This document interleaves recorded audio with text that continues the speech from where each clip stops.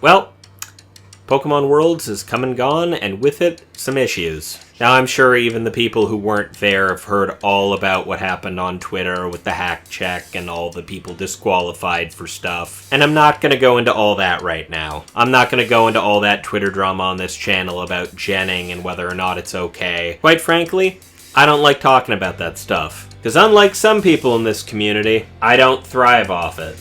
What I am going to do is offer up my own experience and expertise to help the people affected by this. Because it's looking like going forward, these hack checks are going to be the norm. Which means if you want to play at an official tournament, you're going to have to get your Pokemon the old-fashioned way. Which, thankfully, the games have made very much easier over the years. The days of breeding thousands of eggs for that one perfect Pokemon are long gone. Now, you can still do it, but it's nowhere near as necessary now. With bottle caps to maximize your Pokemon's IVs, mints to alter their nature.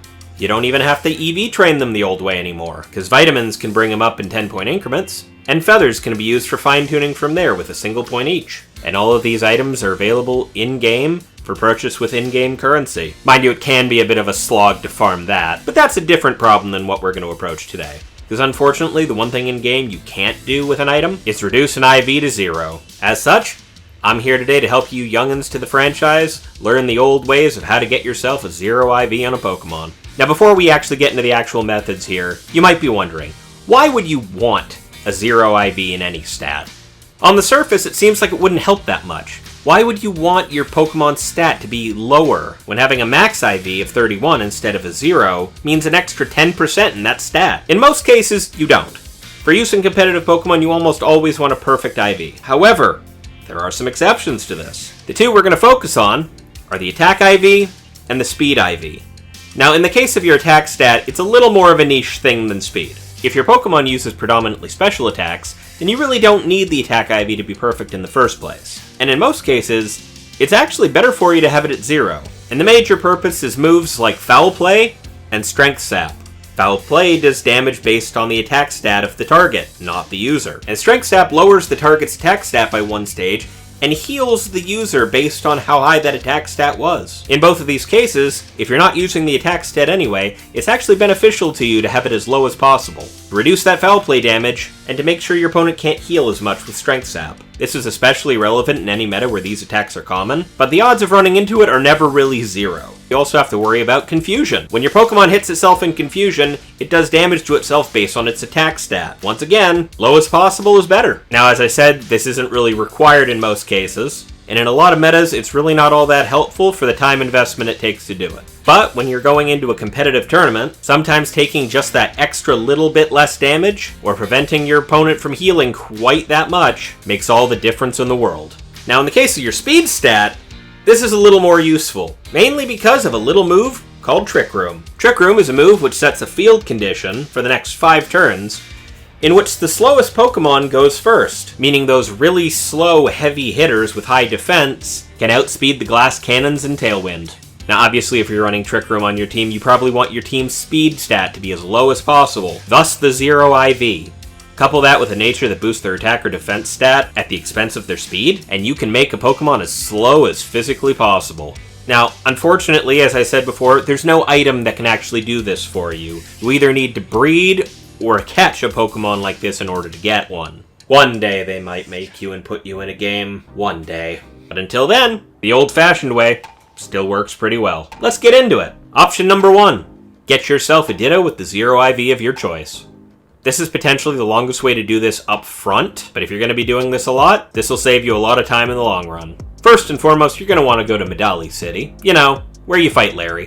Ditto spawns all around this town. Next up, you're going to want to set up a picnic and make yourself a sandwich with Encounter Power Normal level 3. You're going to make it for the next 30 minutes. You have an incredibly increased spawn rate for normal type Pokemon in the immediate vicinity. Ditto spawns all around the city, but unfortunately he's a little difficult to pin down, because in the overworld map, he'll be transformed into a different Pokemon. How do you tell?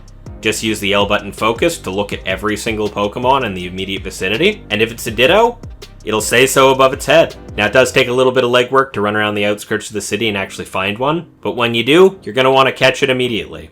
Focus your search specifically on Pokemon that are wandering around on their own. If you see Pokemon walking around the city as a pack or a family unit, Ditto won't be part of that grouping. It could, however, be disguised as the same Pokemon walking through that grouping, so pay close attention to the actual behavior. Once you've identified and encountered your Ditto, just go ahead and catch it in your Pokeball of choice, and check the IVs. Just rinse, wash, repeat until you find the one that has a no good in the stat of your choice. Now, I'm not gonna lie, this could potentially take hours depending on your luck. Once you got one, you can use it to breed any other Pokemon with that same IV. Option number 2, check your boxes, genius. Fun fact about Pokemon, after catching all the Pokemon you probably did just playing through the game, you probably have quite a few Zero IV Pokemon already just sitting around in your boxes. Especially if you play like I do and catch literally everything in your path and basically ignore all of your objectives and just go exploring, taking hours more than necessary to complete the game. You know what? Let's not focus on that. Simply switch your view in the box over to the IV Judge and go through every single Pokemon you have in boxes individually. If you find one that says no good in either attack or speed, congratulations, you're well on your way. Now, preferably you are looking for a male Pokemon that has the correct Zero IV. Not being sexist, that's just how Pokemon genetics work. Because if you have a male Pokemon with a Zero IV, you can breed it with the female of the species you actually want and pass down that IV so long as they're both in the same egg group. And that is the caveat here. Egg groups are a fun little thing built into the background of the game that you may or may not be aware of. Because the game doesn't really do much to tell you about it. Simply put, every single Pokemon in the game belongs to one or two different egg groups, and each egg group is a collection of similar Pokemon that are capable of breeding with one another, though the resulting offspring will always be the same species as the female in the pair. Which is why you want a male with the IV, because as long as they're in the same egg group, you can make as many eggs as you need. You can check what Pokemon belong to what specific egg groups on sites like Cerebi or Bulbapedia. Personally, I prefer Cerebi for scenarios like this. It just has the data organized a little better. Now, if you've gone through all of your boxes and you don't have a Pokemon with the correct IV in the correct egg group, you're not quite out of luck yet. As long as you have a male with the Zero Speed IV or Zero Attack IV, just look up a species of Pokemon that is in both the egg group of your Pokemon with the IV and the other egg group of the Pokemon that you need, and breed them out till you get a male of that species with the Zero IV. Just make sure the Pokemon with the Zero IV is holding either a Power Bracer for the Zero Attack IV or a Power Anklet for the Zero Speed IV. And in doing so, you'll guarantee that you're going to pass down the Zero IV to the offspring. Then you just keep hatching eggs until you get a male. And now you're ready to do the same all over again. Now, obviously, having a Ditto in this scenario is going to be a lot more useful to you in the long run, since it can breed with any Pokemon in any egg group. And the gender of the Pokemon don't matter. The Ditto's just the universal breeder. So if you're going to be doing this a lot, do option 1.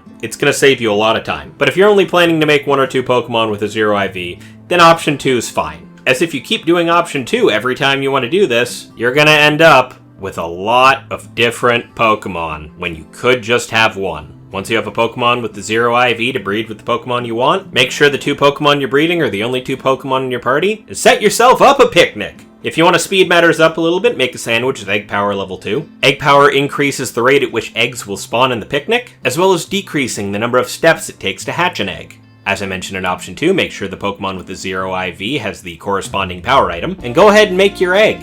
Now, unless you're looking for something specific, you only need to do this once, as the power item will guarantee you're going to pass down that Zero IV. And once you have the Pokemon you're looking for with the Zero IV you're looking for, you can go ahead and use bottle caps to maximize the rest of it, or continue to breed it with the 6 IV Ditto in order to save money on bottle caps.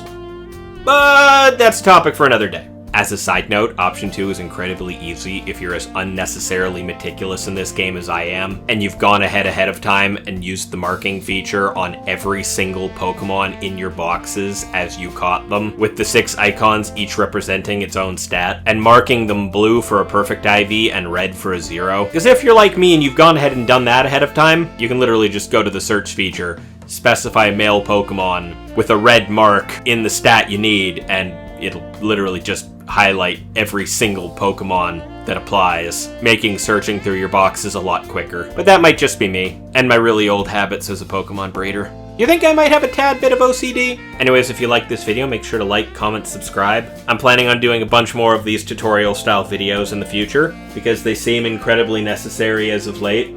Thank you for coming by and watching. Peace.